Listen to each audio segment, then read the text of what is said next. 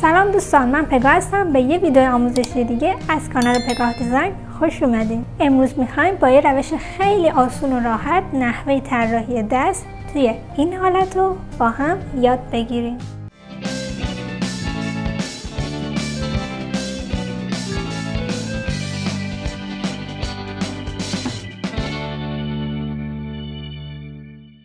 برای طراحی راحت‌تر میتونیم دست رو به بخش‌های مختلفی تقسیم کنیم، مثل بخش پایینی یا روی دست، بخش پایین انگشتا، بالای انگشتا و انگشت شست. برای اینکه دست رو از نمای روبرو بتونیم طراحی کنیم، از اشکال هندسی کمک میگیریم. مثلا پایین دست رو به صورت یک مربع یا یک زوزنقه میتونیم فرض کنیم.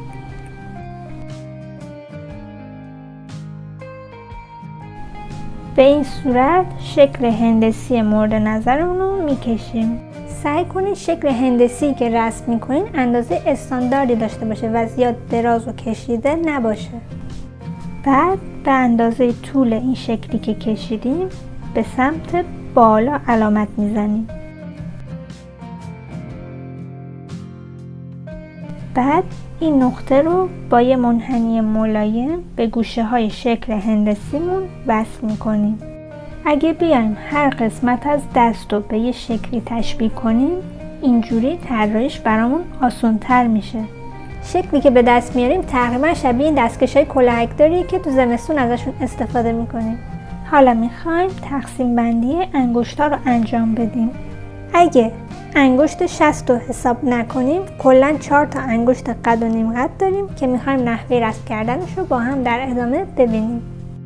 1 2 3 4 تا انگشت. پس بخش بالای زوزنقه رو باید به 4 قسمت مساوی تقسیم کنیم. هم با خطکش هم به صورت چشمی میتونیم این کار رو انجام بدیم. اول میایم انگشت وسط رو علامت میزنیم که همین نقطه میشه که قبلا رسم کردیم. حالا این قسمت رو به صورت یه مستطیل به 2 تا نقطه‌ای که روی زوزنقه تقسیم کرده بودیم وصل میکنیم. به این صورت انگشت وسطمون جاش مشخص میشه. حالا میخوایم انگشتای اشاره و حلقه رو رسم کنیم. برای پیدا کردن محل قد این 2 تا انگشت، وسط بند اول انگشت میانی رو علامت میزنیم.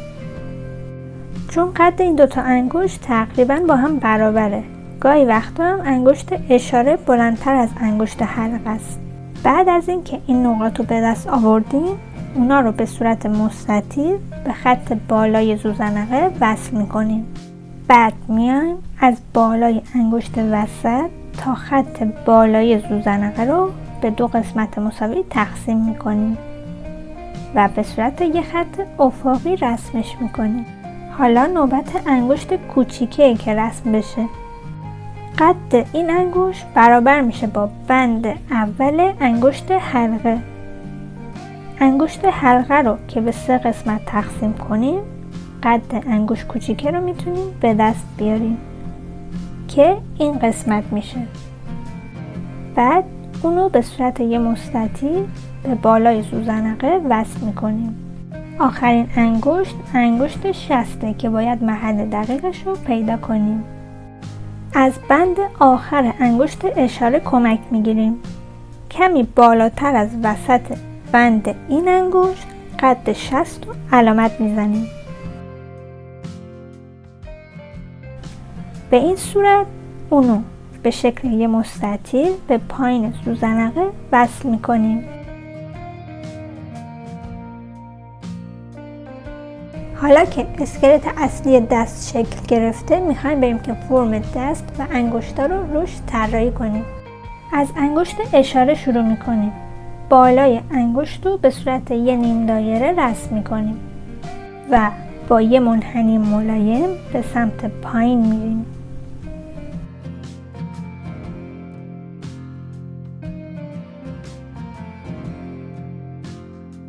حالا این خط رو تا وسطای زوزنقه به صورت یه خط مورب ادامه میدیم. داخل انگشت رو هم مثل بیرون انگشت رسم میکنیم. به انگشت وسط میرسیم. به همین ترتیب بالای انگشت رو به شکل یه نیم دایره میکشیم و به خط بالای زوزنقه وصل میکنیم.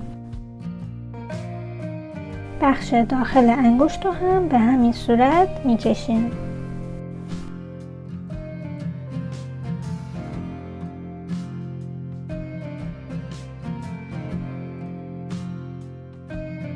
انگشت سومی رو هم مثل 2 تا انگشت دیگه به همین صورت رسم میکنیم.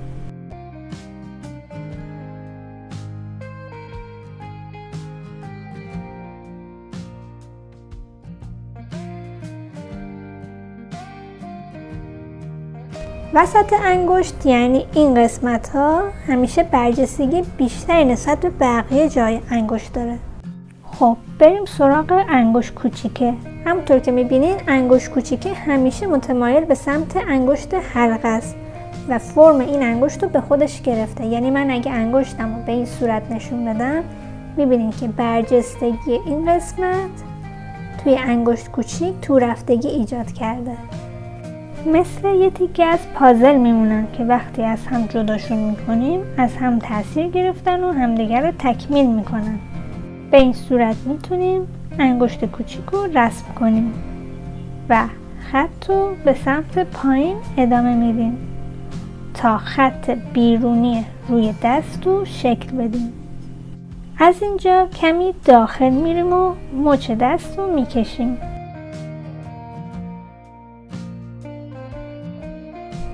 بریم که انگشت شست رو هم رسم کنیم. بالای انگشت رو با یه خط قوسدار به انگشت اشاره وصل میکنیم. بعد برای بیرون انگشت کمی ادامه میدیم خط رو و به وسطای دست که رسیدیم به سمت بیرون میریم تا برآمدگی دست رو بتونیم نشون بدیم. بعد مچ دست رو هم میکشیم. خب فرم کلی دست رو رسم کردیم. حالا خطوط اضافی رو پاک میکنیم. به این صورت. حالا ناخونا رو هم روی انگشتا رسم میکنیم.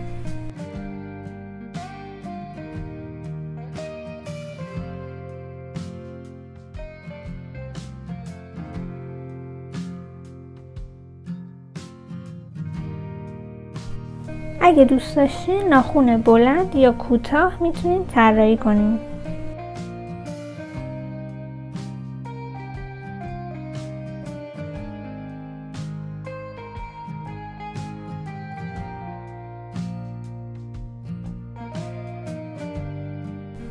با استفاده از این روش به آسونی میتونیم دست رو از نمای روبرو طراحی کنیم. خب دوستان این ویدیوی ما هم به پایان رسید. ممنون که تا آخر ویدیو با من همراه بودین. امیدوارم که لذت برده باشین و یه مطلب دیگه ای رو هم راجع به طراحی آموخته باشین. اگه از این ویدیو خوشتون اومد میتونید دکمه لایک و سابسکرایب رو بزنید و اگه دوست دارین که ویدیوهای بیشتری از کانال پگاه دیزاین تماشا کنید حتما زنگوله کناریش رو هم فعال کنید. خیلی دوستتون دارم. تا ویدیو آموزش های بعدی فعلا.